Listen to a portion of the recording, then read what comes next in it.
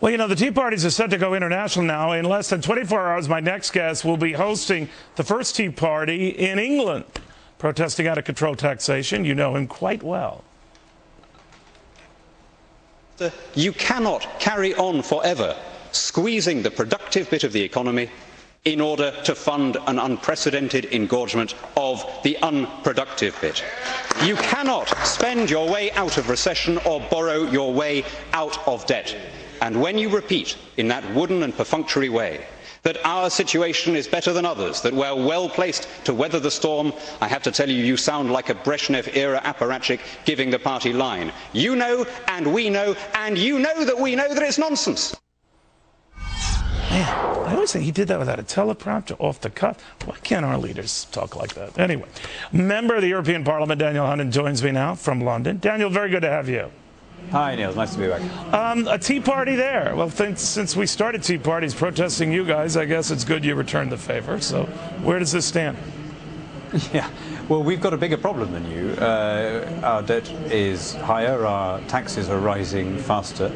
This government has raised an additional trillion over and above what we would have raised in taxation if taxes had stayed at the previous level since they got in 1997.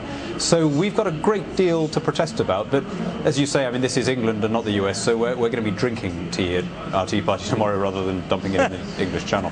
But how much does it register in your country versus our country, where it's become a huge populist movement, much bigger than that? I trivialize it just saying that.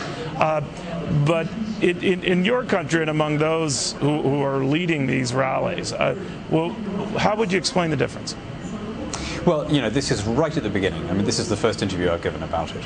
And our inaugural meeting is going to be tomorrow. But I was speaking to some of your Tea Party patriot people a few moments ago, and they told me that the thing began with a conference call of 22 people, and it had then grown into 1.2 million. Now, I mean, I'm hoping to have more than 22 people there tomorrow, but it won't be anything like 1.2 million. You know, the argument is the same, though, Neil. It's the same in Britain, the same in America, the same everywhere. You know, people want to keep more of their money. The way that we're going to get out of this mess, this debt crisis that the world is suffering from, is not by taxing more, it's by spending less.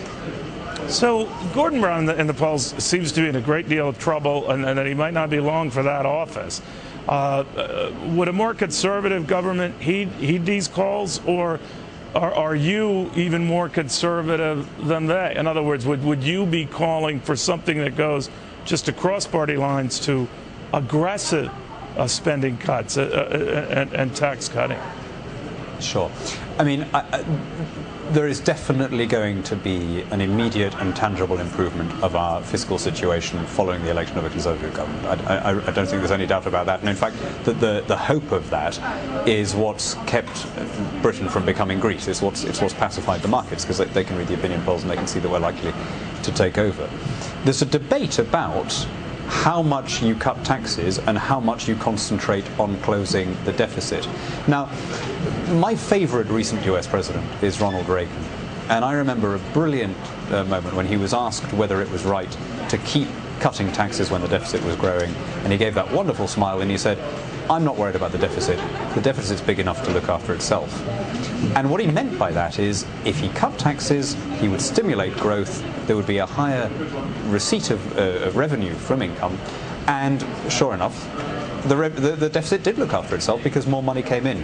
In my country, Margaret Thatcher at the same time was doing something similar. So we mustn't fall into this trap of thinking that the only way to reduce the government's debt is by raising taxes. The best possible stimulus for an economy is a tax cut. All right, we don't have a lot of time, Daniel, but there's a move in Europe now to do something to help out Greece. They're protesting in Greece some of the cutbacks that are being urged. The unions there very much opposed to anything. What should be done? Just others in Germany have been saying, let them rot. We're not helping them. What do you think? Well, what should be done is Greece should return to the drachma, the oldest currency in the world, and it would then be able to have that short-term devaluation that would give it breathing space to restructure its finances. It would be pricing itself into the market. I mean, the easy way of looking at this, Neil, is this. The Greek deficit is about the same as the British deficit. Ours is 12.6% of GDP, theirs is 12.7% of GDP.